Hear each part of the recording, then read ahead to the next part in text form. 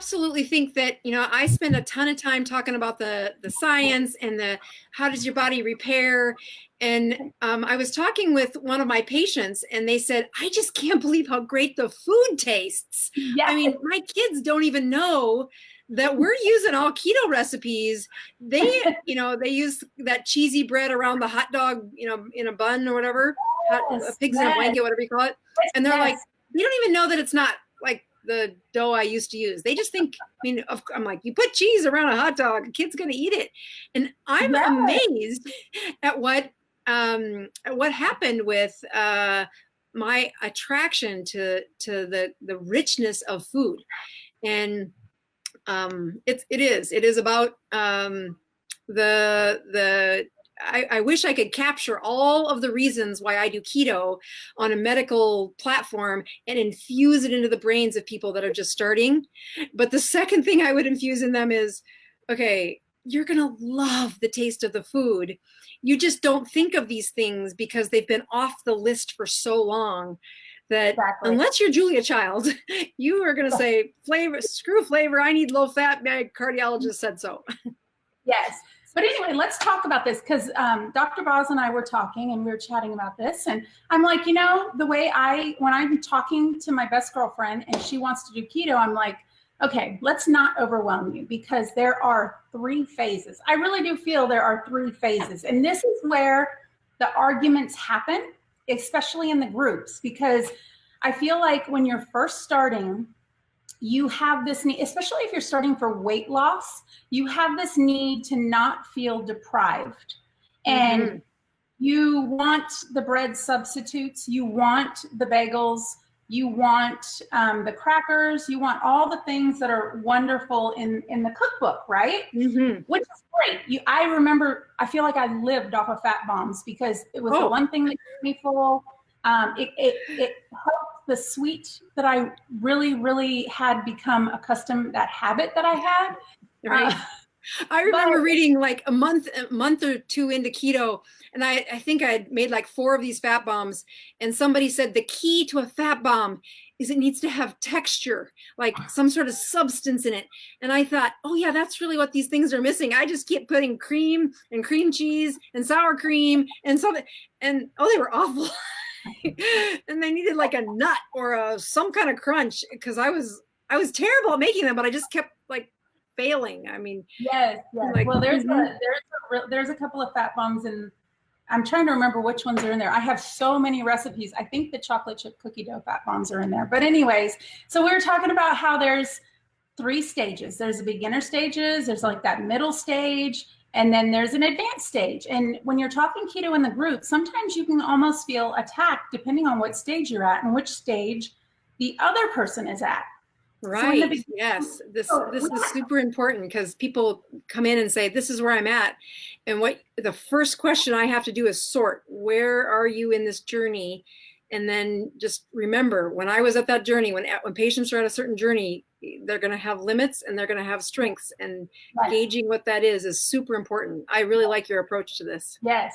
Larry says, fat bombs get me in trouble. I cannot just eat one. That is true. But they do fill you up pretty quick. So it's kind of hard to overeat on that fat also. So anyway, we were talking, there's 3 stages. The beginner we have to remember that as a beginner, the average carb consumption is 250 grams of carbs a day.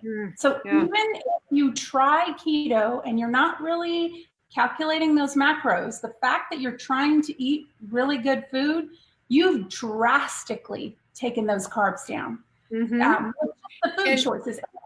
Yes, and they lose weight. I mean, that's the part where when you first get into this story, they are at such a high level of carbs that they can do the dirty keto, or they can do the, maybe I was up to 30 carbs a day or something, or maybe I had a little extra of the fake breads or whatever.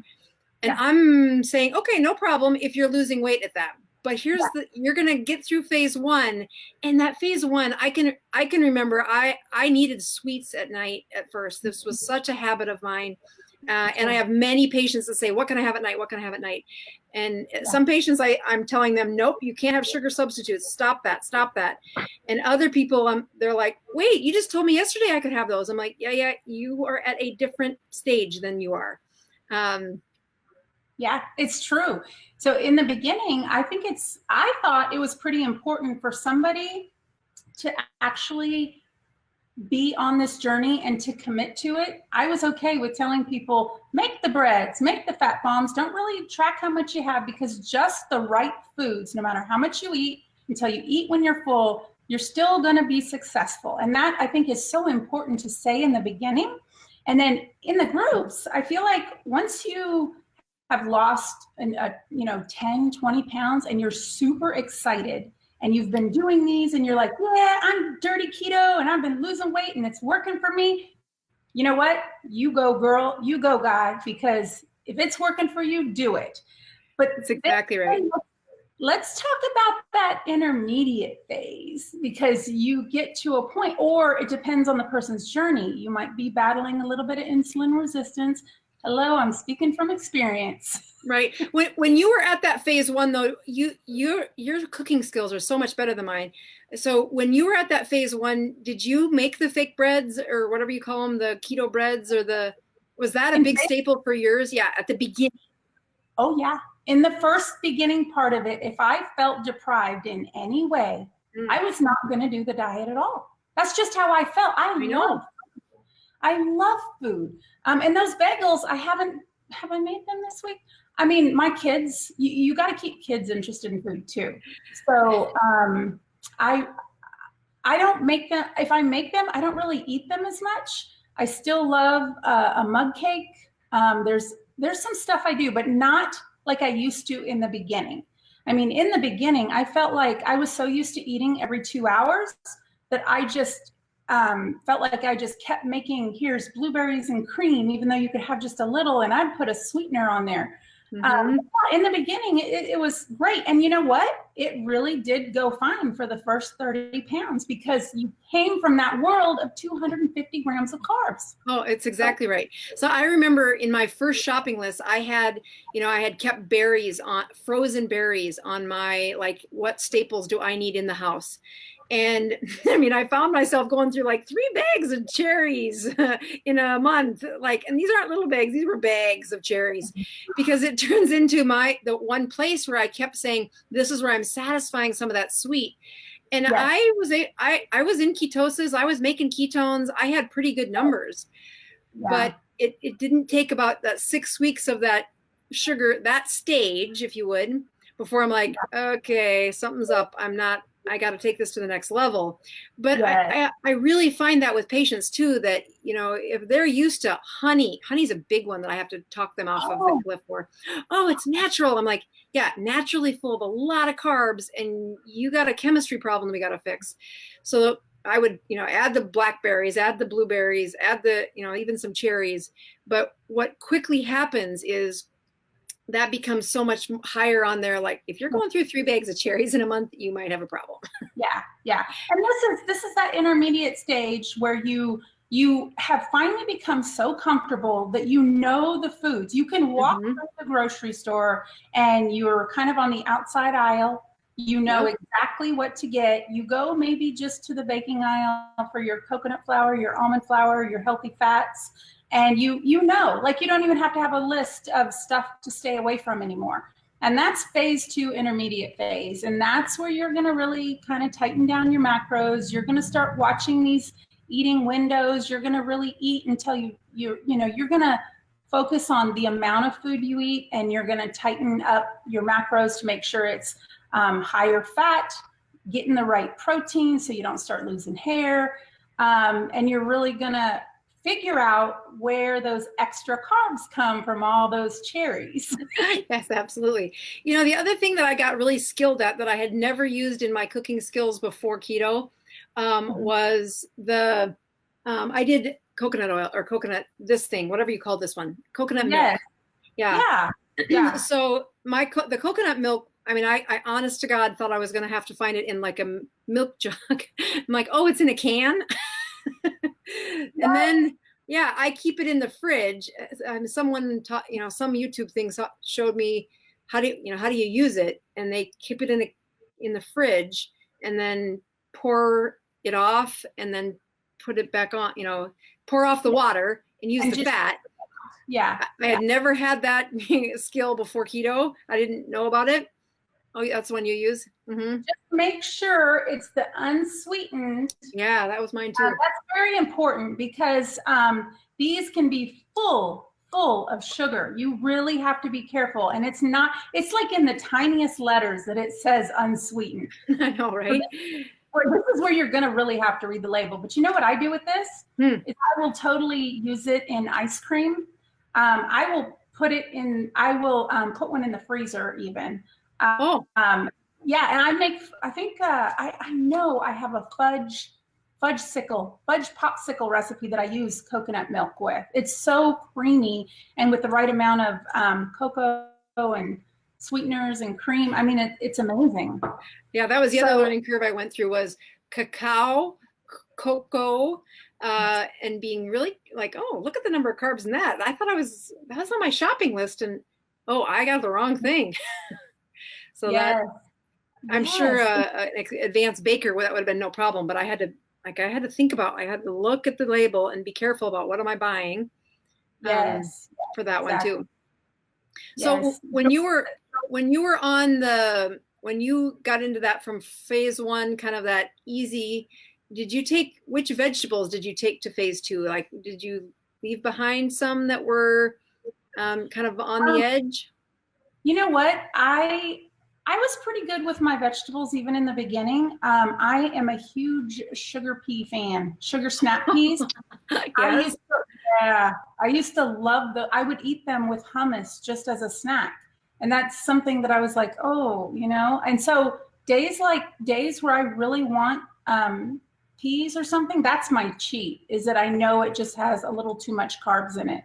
But I stick to the spinach, the lettuce, the asparagus, the green beans. I stick to pretty much what I'm supposed to. Brussels sprouts. My kids call Brussels sprouts nature's turds. They do not like Brussels sprouts. Well,